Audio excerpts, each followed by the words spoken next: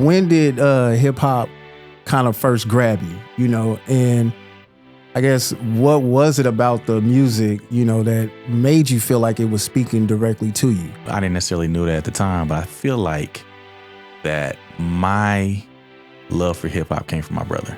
You know what I'm saying? Okay. And I don't know that it was intentional. Mm-hmm. I just felt like he was doing something. I'd be like, what's that? And then be like, okay.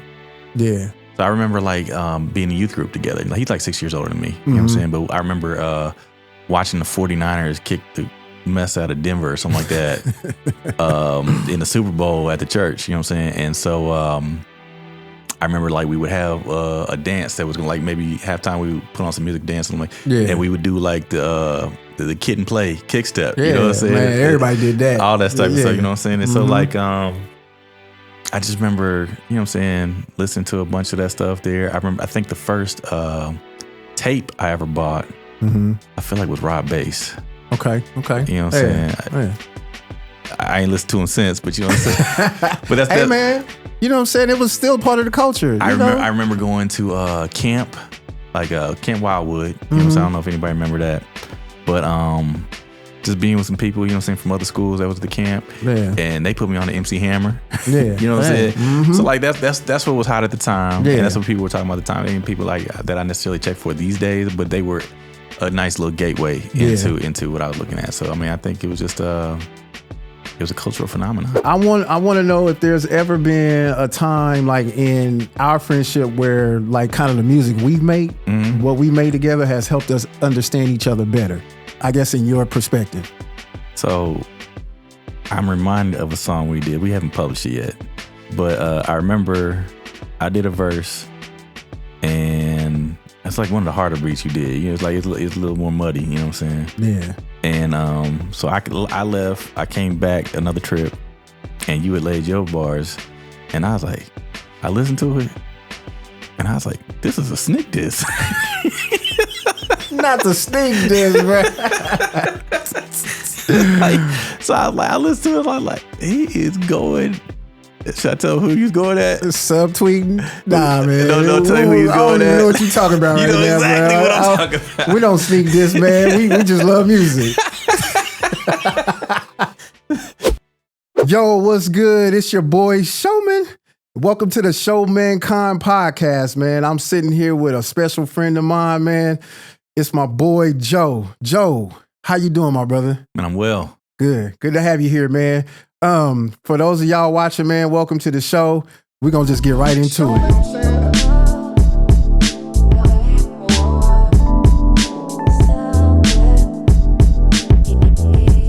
So when we going to do something to that beat? I mean, you know, we could, you know what I'm saying? Yeah, man. So glad to have you here, man. Why don't you tell the crowd about yourself? Tell the chat what's up. Man, I'm me. Ain't nobody else, you know what I'm saying? So I do what I do. I'm a teacher by trade. Right now I do American government. Have done some African American history, some world history, some American history. Okay. A little bit of econ, all of it, you know what I'm saying? I'm a coach, mainly a track and cross country coach, but I've done some basketball, I've done some swimming. I'm a father to two young ladies. That's why I'm here in Tulsa. I'm headed from Kansas City towards Houston to help my oldest get integrated into the school system and start her college journey. Yes, sir. And then what else? I'm a son, a brother. You know what I'm saying? I'm frat. Okay. You know what I'm saying? You know what I'm saying? For those of you who know, 06. You know what I'm saying? You know, I got a few things going on about me. You know what I'm saying? Yeah, that's what's up, man. Yeah, man. Oh, MC, can't forget that. Podcaster, you know what I'm saying? All those things, man. Man, you sound like a jack of many trades, bro. Many trades, master of none. Hey, man, we use our gifts for what we got, man. right? Yeah, man. Yeah, man, I appreciate you coming through, man. You know, like you said, you headed down to Houston, man. You a great dad, brother. You know what I'm saying? Like all my brothers out here being dads, man. That's just a beautiful thing, man. Yeah.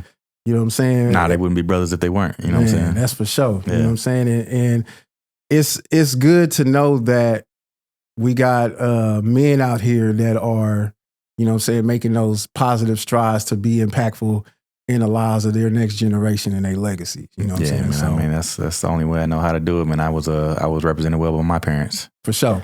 And so I got to try to pass it on. That's right. Yeah. Okay. All right.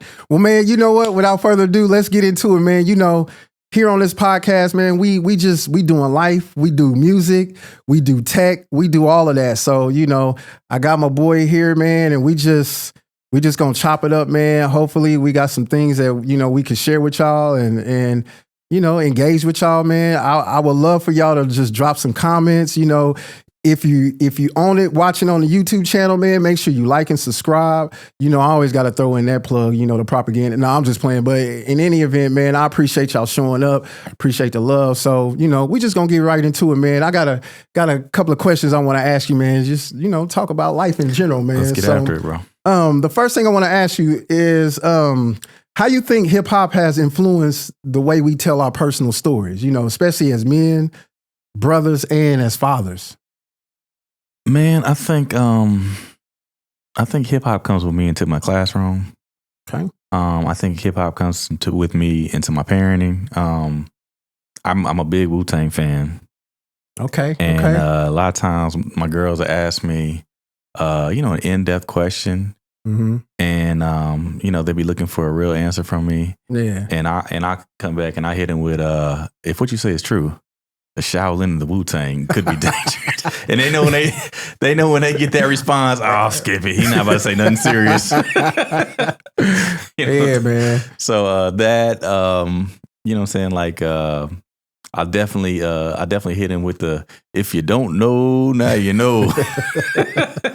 So you grew up on the Wu, man. That was like, I mean, was that your only group that you liked, or like was it a bunch of other groups that you liked, or you know? I mean, Wu, if you grew up in the 90s, you had to know Wu. Wu was 93. And so, you know, I was introduced to hip hop before that. So, you know, like I wasn't big NWA, but I was big on Ice Cube. Okay. I was on a little bit of PE, you know what I'm saying? Public Enemy. Yep. And a few other folks, you know, hearing this little bit of Ghetto Boys, you know what I'm saying? Okay. But like when Wu-Tang hit, that was like... That was it, huh? That was it. It was over. You know what was it about Wu-Tang that was just, you know what I'm saying, that stood out to you? The sound was so different than anything anybody was doing. You know what I'm saying? Like, so they come with the crazy samples with the martial arts themes, you know what I'm saying? And like, it just added this level of uniqueness and authenticity that was not present anywhere else in the game. They were not really super reverent to the rules. Like, I know how you be about, hey man, I need 16 here. I need an 8-bar hook. I need another 16. Now they were not about that. It was just whatever. Whatever you got, let's go. You might get 48 bars. And you be like, hey man, the song got to be on the thing. They didn't care about no thing. They just, hey, whatever you feel it right now, as long as it's high, throw it on the track. You know what I'm saying? And they just brought an energy that I think was unmatched. And I think maybe to this day still unmatched. You know what I'm saying? But what was let me ask you this. What was the first Wu-Tang song you heard? Cash Rule Everything. Where was you at? Me. I feel like I was in the so my brother, I feel like the family was in the car, and I don't know where we were going. I think it was on the radio. Yeah. But Cash Rule came on and I was like, what is this? For those of y'all that don't know, the radio is where we heard a lot of stuff back in the day. You know what I'm saying? It wasn't we didn't have all this Spotify and Deezer and Tidal and all that streaming stuff, man. It was, if you was going to hear a song, if it hit radio, that's when you know it was big. And before that, like before Wu-Tang came out, I remember, you know what I'm saying, we would be like listening to the Hot 888. Before the Hot 888 was the Hot 99, you know what I'm saying, in Kansas City. Man. And on KPRS. And so we would... I'll take it back to KCXL. Okay. On 1140 AM. Okay. Some of y'all in KC might know about that. You know you would get to like the old tape, and then you get like the little ball of paper, you stick it in the end so you can record it. Yes, sir. You dub over it. Yes, sir. Put that in the deck, and then you just be listening to the radio like, hey, when my song coming on? It's like, oh snap, here come the you know what I'm saying? Yeah. So that's how I kind of got little mixtapes going on, and that's probably the first place that I had like a little, you know what I'm saying, cadre of music that I could listen to. You know what I'm saying? So Yeah, man. I remember personally, like I would actually be recording stuff off the radio, Yeah, right? that's So what I'm saying, yeah. you waiting for your, like you said, a high 880, your favorite time of the day when you know the music's gonna be dropping and you get your tape, you know what I'm saying? And you be waiting there, sitting there, like if my song come on, boom, you know what I'm saying? And then you could just go back and play it whenever you wanted to, you know what I'm saying? Like now, you could just stream anything and go find it on the internet. But back then, you had to actually sit there and wait. That was a process. And I mean, I feel like, you know what I'm saying? A lot of y'all ain't had to wait and struggle for that in the shows. Man. You know what I'm saying? That's a whole other podcast. Y'all ain't had to go through that, you know what I'm saying, that torture. So yeah, yes, sir. But now Wu-Tang was just, they were so different for me, man. And like my homeboy made a tape for me. And so it was like the Maxell tape. So I think it was, you know, like 90 minutes or whatever. Yeah. And they put on one side, they put the Enter the 36 Chambers. On the other side, they put on the B side, he recorded Cuban Links for me. So I had 36 Chambers and Cuban Links going back to back, you know what I'm saying, on them. I was like, yeah. So I mean, that's how I got into Wu. How I got into hip hop. Like I think my older brother, you know what I'm saying, I think he was you know, instrumental. He was playing Rakim. I remember going to family reunions and he'd have Rakim tapes, and I'd be like, "What's that about? Who's that?" That was one of my brother's favorite. He was to me, he was ahead of his time. Rakim was an MC. Absolutely. So like then I just, you know, he would give me like he might have like a single and he'd be done with it. So I remember like getting Tribe, Check the Rhyme from him. You know what I'm saying? Yeah. And maybe a few others, but I mean, like I remember Rakim and Tribe. I kind of got from him. Yeah. And then, like I said, that's where I got the love for PE, and then eventually Wu-Tang, and then from there it was like I was out on my own now, and I'm seeking whatever I want. So. Right. So I mean, how do you think it helped you tell your personal story? You know what I'm saying? Like, how did it influence you? Just, you know, because a lot of us, we did have the influence of hip hop, like alongside of other music. But I know, like, for me, it was just special because it was something that was not in any other music that I was hearing in hip hop. So, you know, I'm wondering, like, how did it help you tell the story of who Joe Jeff was? Like, you're right. The songs that were coming out of hip hop were completely different from anything you were hearing. It wasn't the, you know, the melody and, you know, the love songs and that type of thing. That were prevalent, you know what I'm saying, throughout the 80s and 70s and that type of thing. Right. There was an edge to it. There was an anger to it. You know. There was an artistry to it as well. There's an artistry to it, but what I'm saying is it spoke to, the artistry is like the poetic side. But what I'm saying to you is it also spoke to some rage from just being in a society that didn't necessarily accept you for who you were. Right. It's counterculture. Right. You know what I'm saying? Yeah. And so I think it promoted voices that were saying something real about society and saying it in a tone that was demanding. You know what I'm saying? So that's what, you know, saying Chuck D was doing all over what was the movie with Spike Lee? The Do the Right Thing. Do the Right Thing. You know what I'm saying? And so you kind of felt like that was a character in the movie. Yeah. You know what I'm saying? Yeah. And so and when the riot popped off, it's because he was playing that song. You know what I'm saying? And so I think it spoke to a type of energy that was not being utilized in any other format. Okay.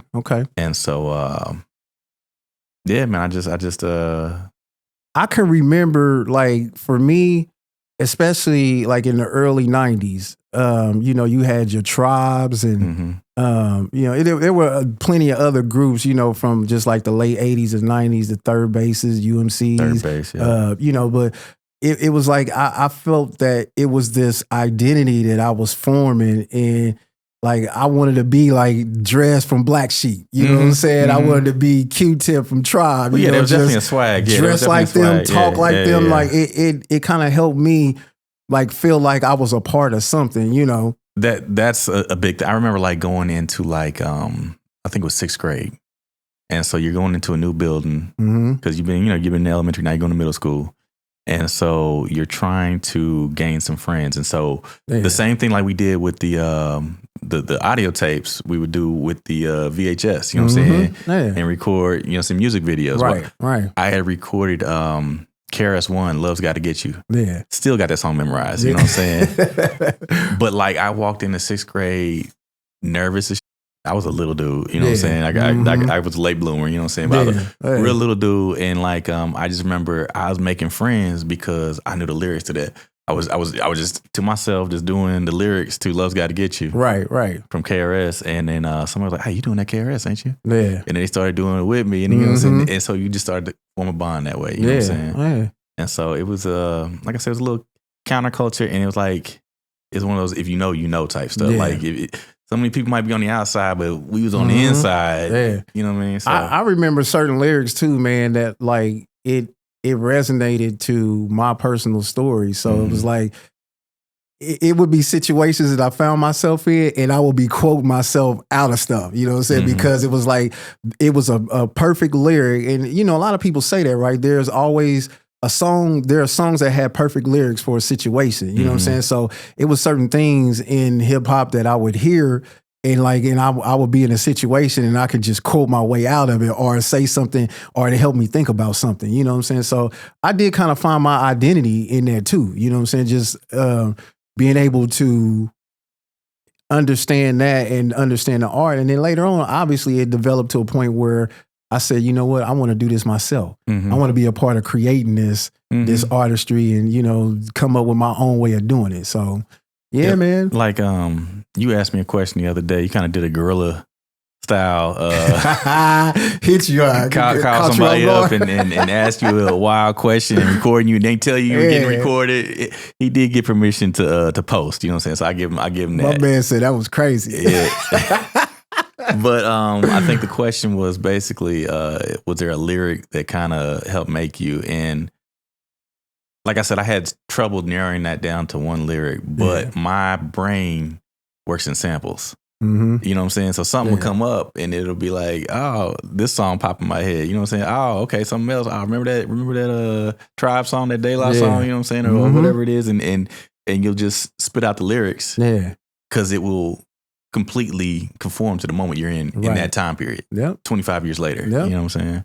And whether people know the reference or not. You know what I'm saying? To this day, there are lyrics that like it puts me in a moment. I remember exactly where I was. We talked about Wu-Tang, Cash Rules. I remember this, man. I was sitting in my room and I heard it come through my brother's radio in his bedroom. And you know what I'm saying? He was hype and I went in there and I was just like, I ain't never heard nothing like that. You know what I'm saying? And I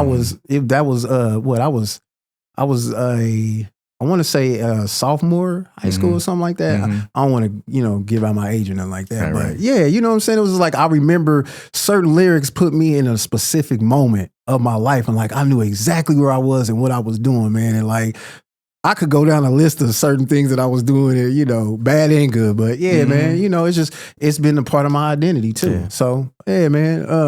I mean, and then I think in all of that too, I found my brotherhood in, I got cats like Scott, Jones, Jimmy, you know what I'm saying, Zeb.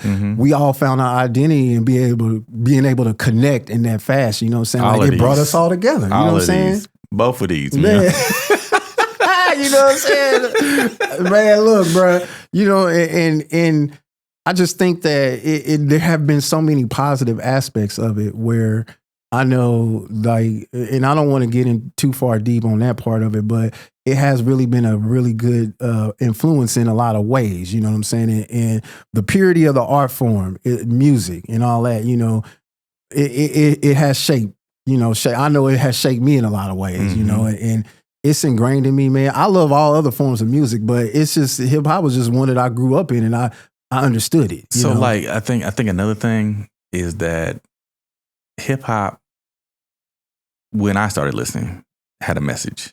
You know what I'm saying? And they were trying to kick an idea. I remember like Tennessee came out. You know what I'm saying? From Arrested Development. The Arrested Development. You know what I'm saying? Like and And they were good songs. They were entertaining, but there was also a message behind it. that was behind them. And so like, I know I've seen some studies or, seen some things on Facebook or whatever that indicate that, we know that as artists who have written music, there's a lot more, the BPMs are a little faster and you gotta write more words to fill out a song than you would necessarily as maybe an R&B artist. You know what I'm saying? Yeah. So we might be doing 3 times the amount of information that is just being dumped into you in a song. So you're collecting a lot of information. Yeah. And then like I saw another study so that like, again, as a Wu-Tang fan, they did a study that basically said, okay, who uses the most unique words? You know what I'm saying? And like they did a top 10 list and like in the top 10, like probably 6 of the dudes were out of Wu-Tang.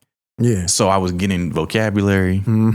I was getting exposed to ideas that I would not have been exposed to otherwise. Right. Like the basic instructions before leaving Earth. That is it's on the Jizza album, but it's by Killah Priest.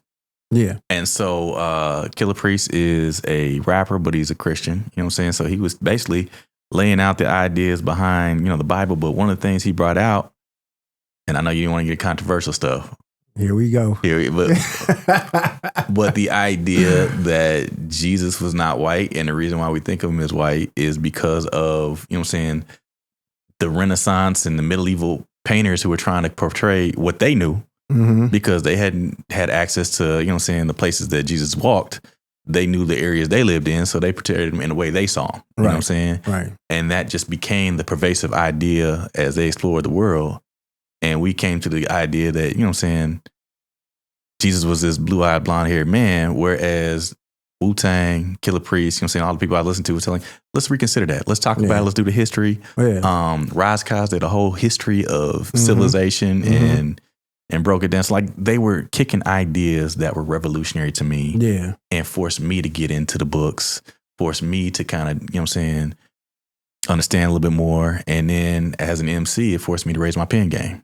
You know what I'm saying? So Okay. Yeah. Yeah, that's what's up, man. So let me ask you this question on that same vein. Like, when did hip hop kind of first grab you? And I guess what was it about the music, that made you feel like it was speaking directly to you? I have been like through my podcast, I did it in part with my brother, you know what I'm saying? But then my other brothers, you know what I'm saying? But my actual brother. And we sometimes went down the rabbit hole of, who did this list or what was going on this time period in hip hop. Yeah. And I've come to realize, and I didn't necessarily know that at the time, but I feel like that my love for hip hop came from my brother. You know what I'm saying? Okay. And I don't know that it was intentional. I just felt like he was doing something. I'd be like, what's that? And then be like, okay.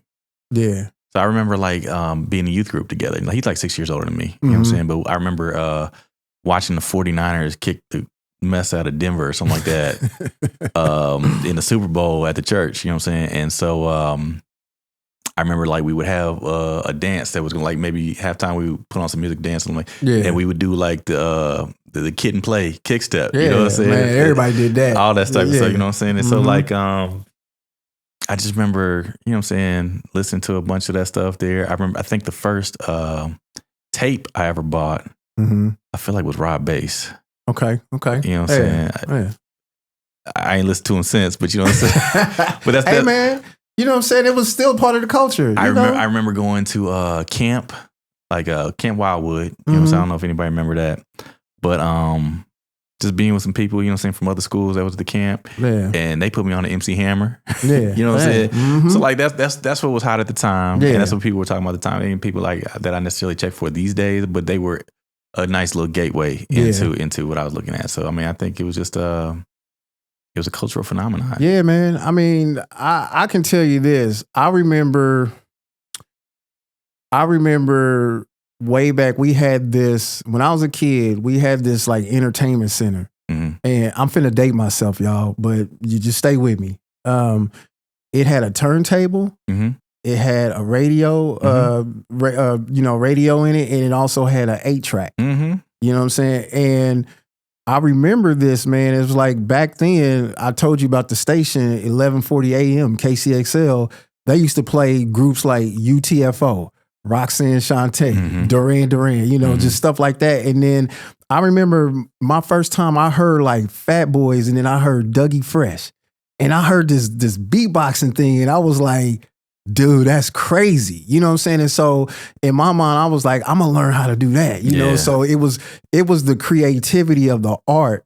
Not only that, it was the message. And they was sort of street, you know what I'm saying? But they was also kicking something, and then they was being creative. And I'm like, man, this is crazy. Now, mind you, I grew up around gospel, jazz, like Earth, Wind and Fire, all that type of stuff, R&B. But when this came along, man, it was just like, this is totally different. And these cats are actually saying something, and it's not like singing or any of that type of stuff. So, and then the beatboxing came in, that just blew my mind. You know what I'm saying? So that was, from that point on, it just kind of graduated to all the different groups coming from that point. I got to go revisit them, but I'm sure I watched Crush Groove. You know what I'm saying? I'm sure I watched, what's some of the other ones? Disorderlies. Fat Boys. Is that what, I remember the Fat Boys was in something. Yeah, Disorderly. So that was Disorderly? Yeah, okay. I remember. You remember rapping? Mario Van Peebles. That's another movie that a lot of people forget about. Rapping. So I remember, I'm sure I watched Disorderlies. Man. But I'm sure I watched a bunch of those movies back then. I ain't gonna say a bunch, but you know what I'm saying? I saw some of the movies and that was kind of influential. I remember, I grew up in a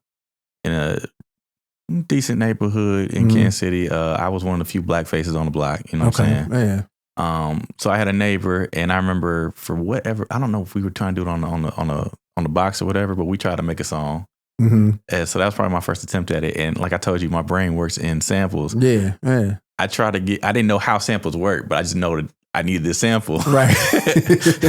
And so I was like, all right. So I tried to get my boy it was like a James Brown sample in my head. You know what I'm saying? Yeah. And I tried to get him to do it. And it's like a little white dude from like, you know what I'm saying? And it really knows nothing about the culture. I was like, hey, do this. And he tried his best. You know what I'm saying? God bless him, but it was not it. God bless the children.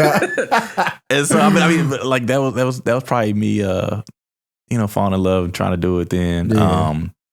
I think we did a song, you and I did, where I kind of discussed a little bit of it, at least in concept and in the lyrics. But in high school, you know what I'm saying, there were a few of us who were probably moving in that direction. Yeah. I wasn't rapping yet, but we would make beats on the table and that type of stuff. And I got to be pretty proficient at that. You know what I'm saying? Yeah, lunchroom was it, bro. Oh, yeah. You know what I'm saying? You know what I'm saying? Some people was ready to do it, you know what I'm saying? And so like some of those guys went off and did some work. They actually worked with Chuck D. Heat Mob did, you know what I'm saying? So some of my friends was in that group. Yeah. And then but like I said, I wasn't there yet. It wasn't until freshman year where there was a guy who was in my dorm, and he brought his turntable. Yeah. And he was working on that, and I was like, oh man, it's kind of cool. We did that. Yeah. There were apparently, I guess there were 2 radio stations on campus, because we went to a radio station and did something, but I felt like it was on the east side of campus. Okay. But then what happened is I got with, you were talking about Jason. You know what I'm saying? I got with Jason. Jason and I were on the track team together. Yeah. And Jason. Boy, that boy could jump. He could jump. The gym. And his kids still can. His kids can jump too. You know what I'm saying? Shout out to Jay Jones. Shout out Jay. Yo. And so Jay just took interest in me. You know what I'm saying? I guess it wasn't a whole lot of blackface on the track team either. Yeah. And so he took some interest in me. He pulled me over one day when he saw me on campus, and then he just came to the room. And then he started freestyling and encouraged me to do it. And I was like, yeah. And then like I just, just doing it a little bit more. He became more proficient at it. And then he started pulling me down to the radio station on campus, you know what I'm saying, on the east side of campus, where that was like the main one. And dude, I just got hooked on it, and we would go down there every Thursday night. Yeah. That's where I came to know Zeb. That's where I came to know Jeremy. You know what I'm saying? And I remember coming up to the radio station. I wasn't even at y'all's school, but I was trooping up there. You know what I'm saying? I remember getting on there and like doing some stuff, and then some people who were friends of mine. Yeah. We like, oh man, I heard you on there last night. It was like, that line you said, that was slick. You know what I'm saying? So I mean, it was just out there having fun. Yep. And it just kind of grew from there, man. Yeah, man. Yeah, man. I'm for many of y'all that have reached a level and I'm not going to classify age, but if you've been around in hip hop's been around for 50 years now. Over 50 now, yeah. For any of y'all who have been around some time in hip hop, man, you just know that there have been levels to all the stuff that has happened in this genre, man. And it is a huge influence, you know. There have been some positive things out of it. There have been some not so positive things out of it, man. But you can't deny the influence that it has had on a lot of us in our generations that have followed. But yeah, man, I mean, it's a great art form.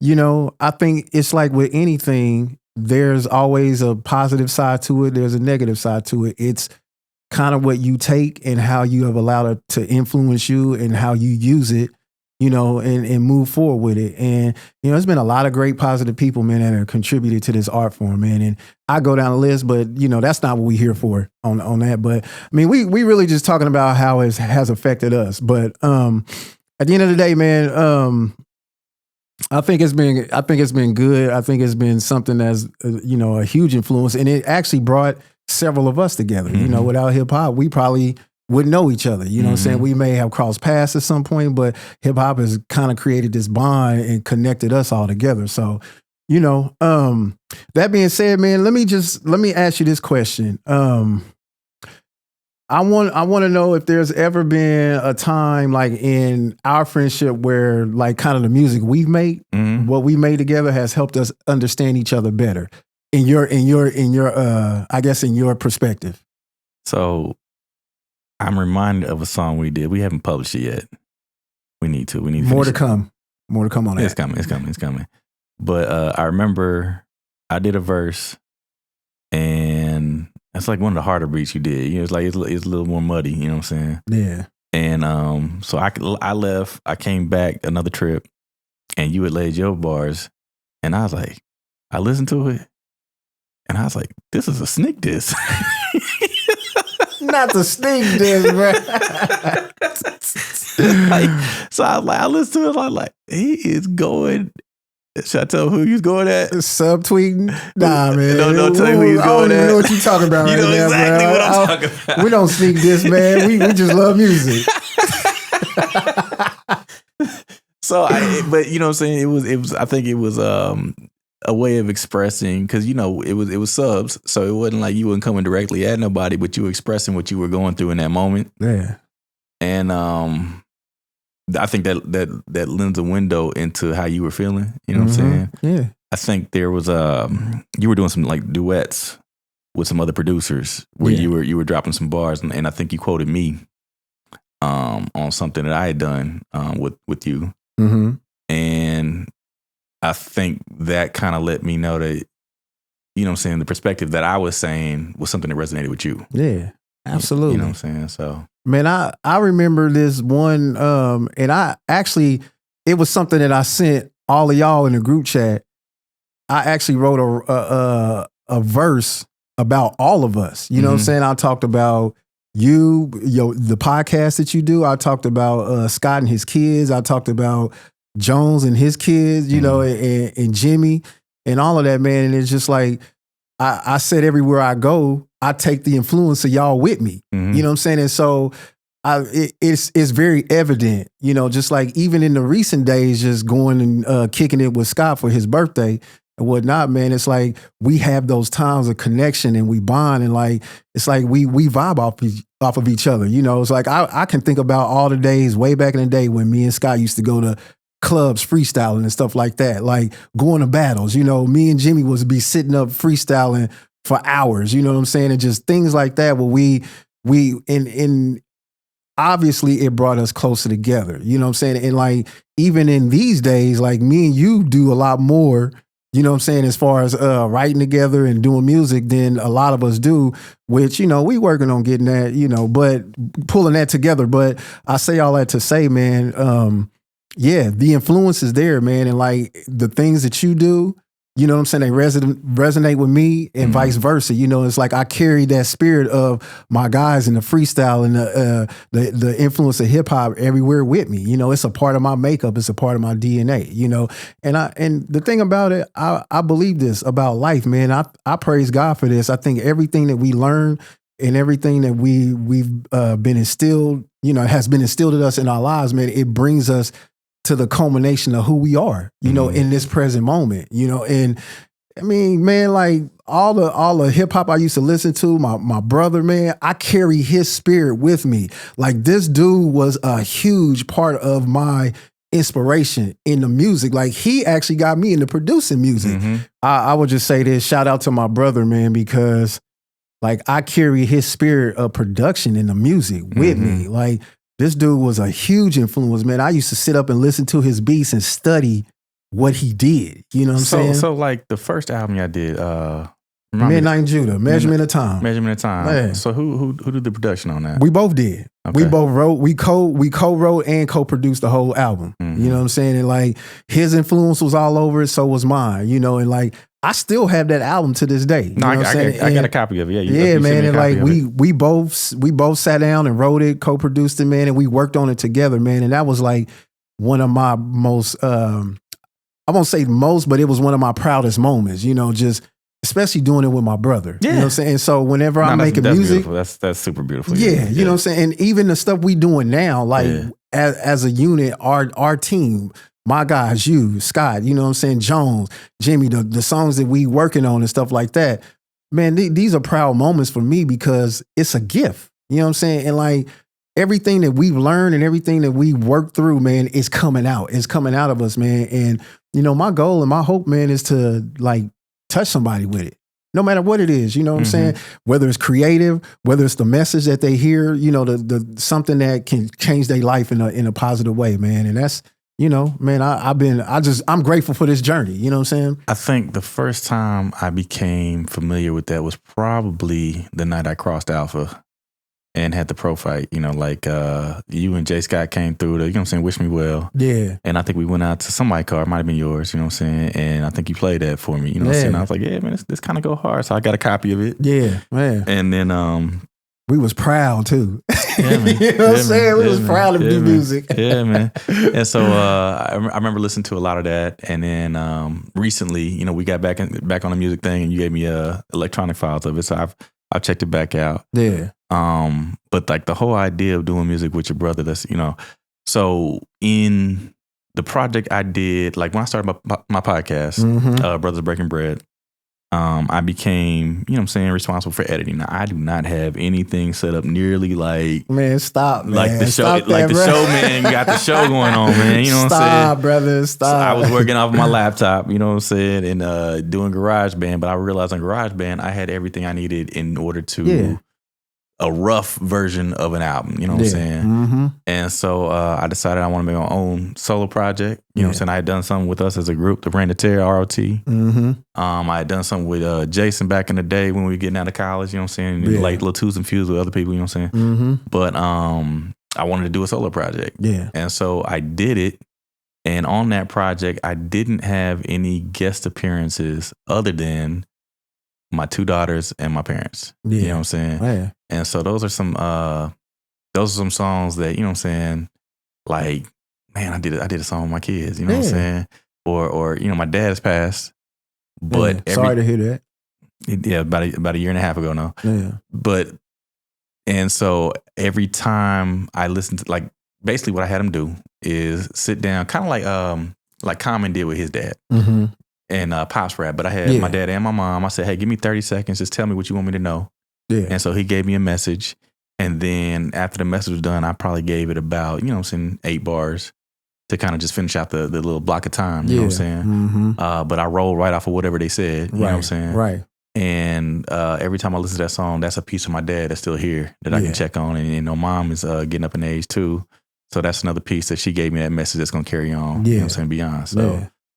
Absolutely. Making music with your brother, making music with your kids, you know what I'm saying? Like we did the song that was intended for us, but your son jumped on the song and killed it. Like that's it makes it special, man. It's like that's the whole part of the creativity behind all this stuff, man. You just and in these moments you never know like what can happen, what can transpire. You could start off thinking it's gonna be one way and it'll turn out something totally different, The other thing that's crazy is the song we did, I Believe. because like it was you, me, and Jay Scott, and what we did is Jay Scott and I had our kids get on there and do the hook. You know what I'm saying? Yeah. And so you listen to them now. My kid's going to college. Voice is deep. You know what I'm saying? And Jeremy got both his kids in high school now. You know what I'm saying? And so, but when they did that thing, they said it like they was little babies. You know what I'm saying? It doesn't feel like it was that long ago. Right. But it's probably about 6-7 years ago. Yeah. You know what I'm saying? So, and they still always going to be the babies. You know what I'm saying? But yeah. Well, that's it. We captured a moment in time. Yeah. And it's special, bro. It's real special. We're going to take a break real quick. We'll be right back. And we are back from the break, y'all. Hopefully y'all enjoying this time, man. I know it's good chopping it up with my brother Joe Jeff, my brother Mr. Jefferson, my brother Coach Jeff, my brother Vengeance, all of the above, man. Just a pleasure to have you here, man, in the studio with me, man. The stew. I appreciate that, show, man. / Million Tracks. Yes, sir. Which one were you? Midnight, were you Judah? You was Judah, you know what I'm saying? All of it, man. All the things we go through, man. All right, man. So let's go ahead and keep this rolling, man. Another question I want to ask you, man. When life gets heavy, man, I kind of want to know what keeps you grounded. Like, what keeps you grounded moving forward? Yeah, we all go through experiences. You and I, within like the last 6 or 7 years, I think we kind of were trauma bonded. You know what I'm saying, about some things. And so I think the foundation that your parents laid for you.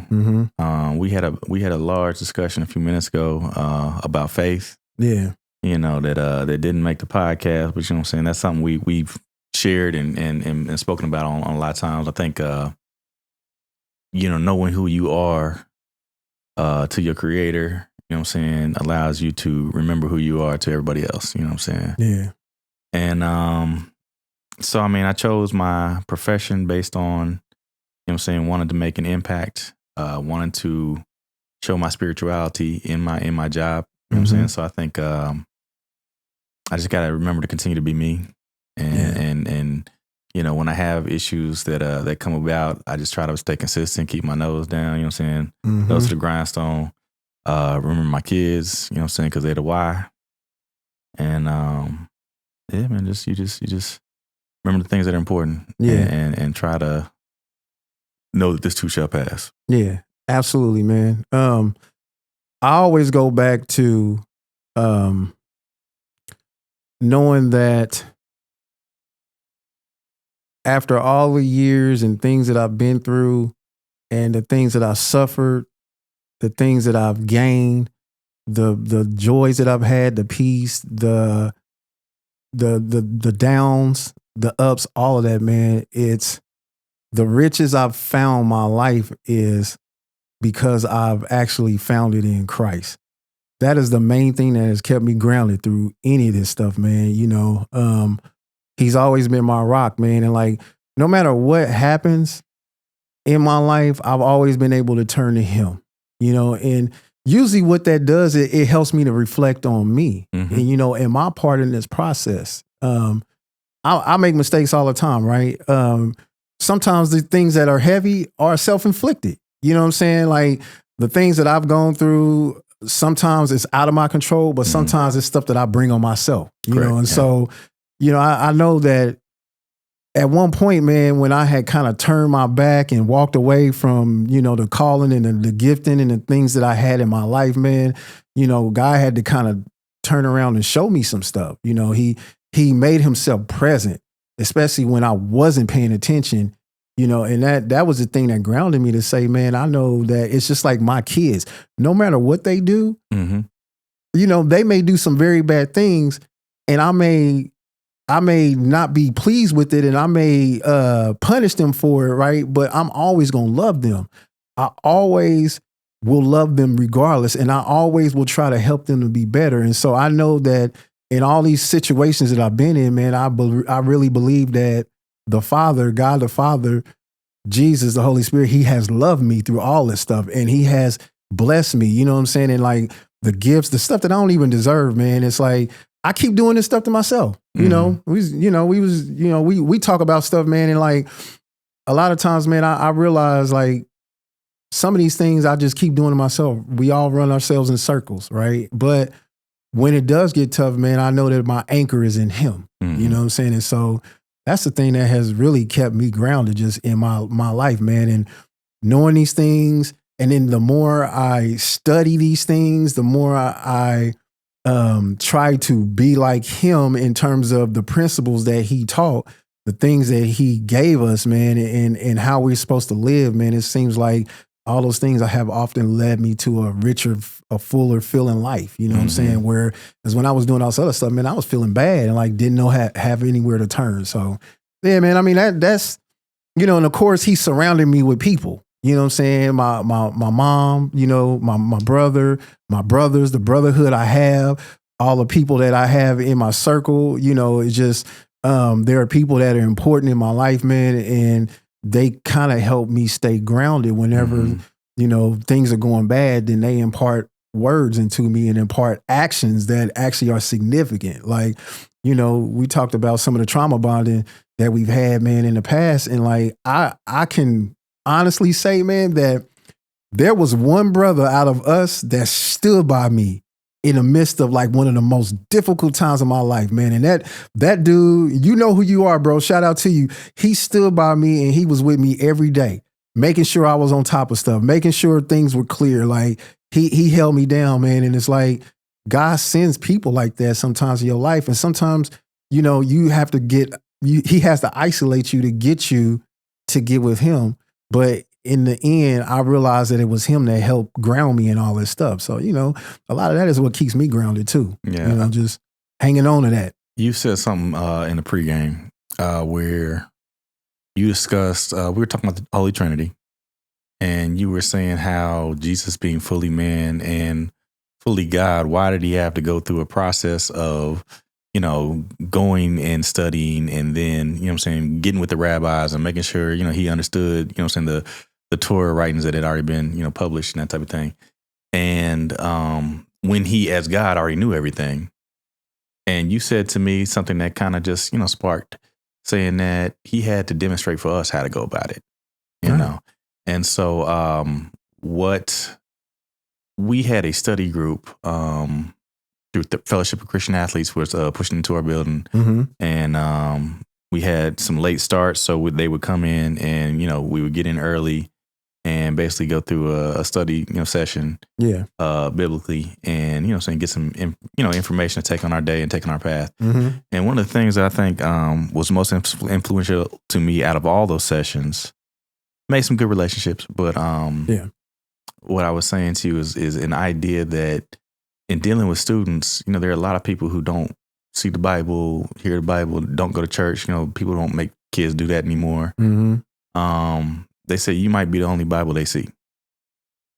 True. And so then it becomes the same thing where you got to model it for everybody else.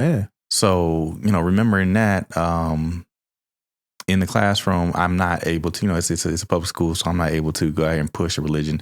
As a social studies teacher, I have some latitude at times to kind of talk religion, right? You know what I'm saying? And maybe compare and contrast, that type of thing. But I'm not trying to promote one over another, you know what I'm saying? But when kids have a question, you know what I'm saying, I'll answer it. Right.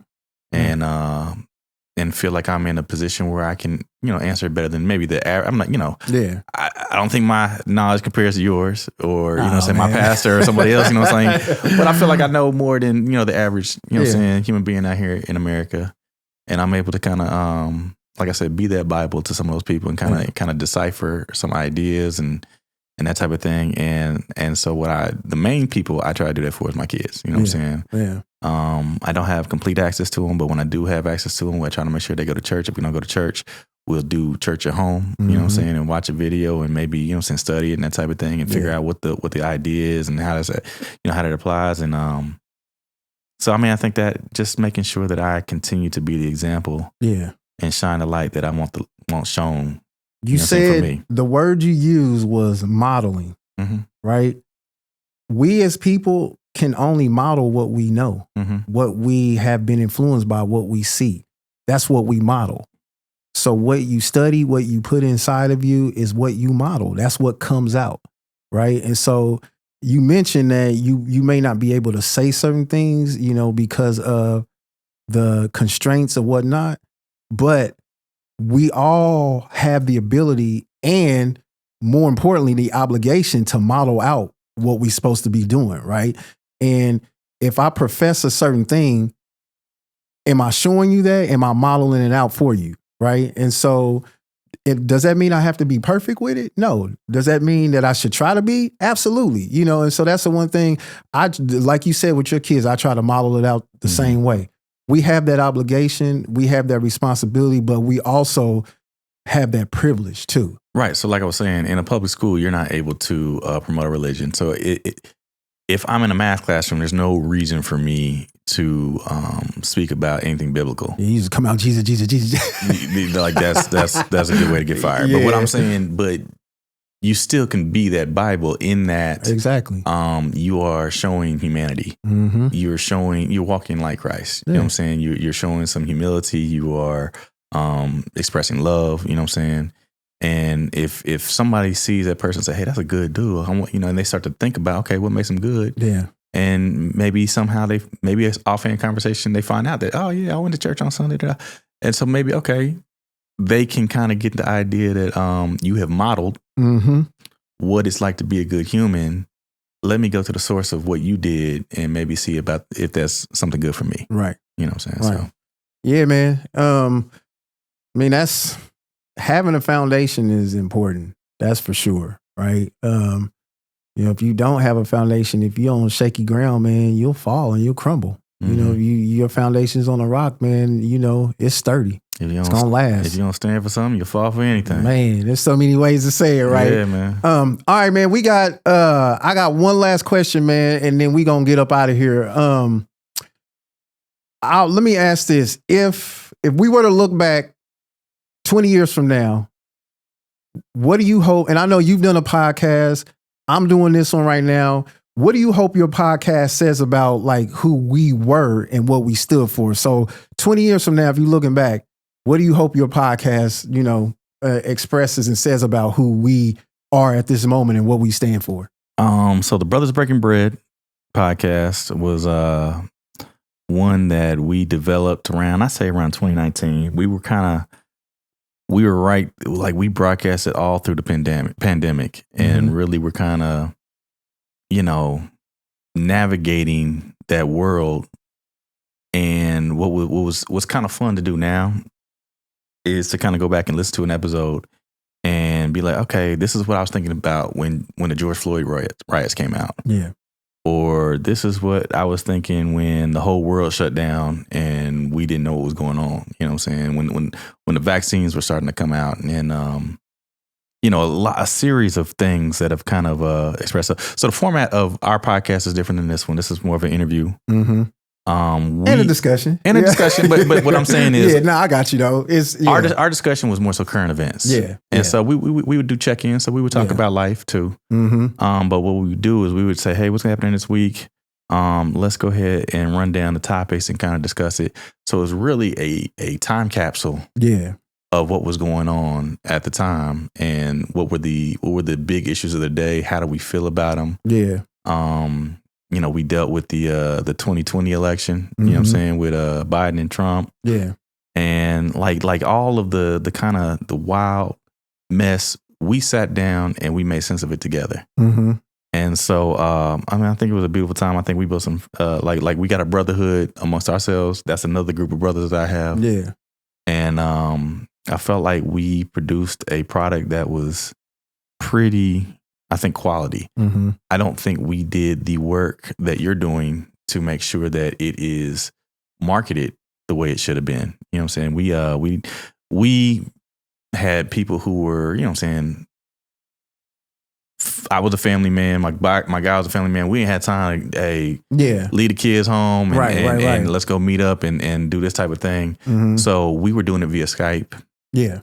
And so, we weren't in the same room. We weren't able to set up the same technology to kind of record what was going on. Right. So we just handled the audio side, you know what I'm saying? And just had a conversation and published it on Apple and Spotify and things like that. Yeah.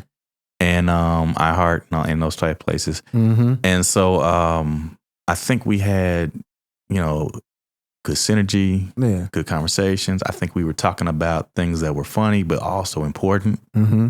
I think we showed our spirituality. Mm-hmm. I think we showed our, we were in tune with what was going on in the world, right, and our advocacy to see justice. Mm-hmm.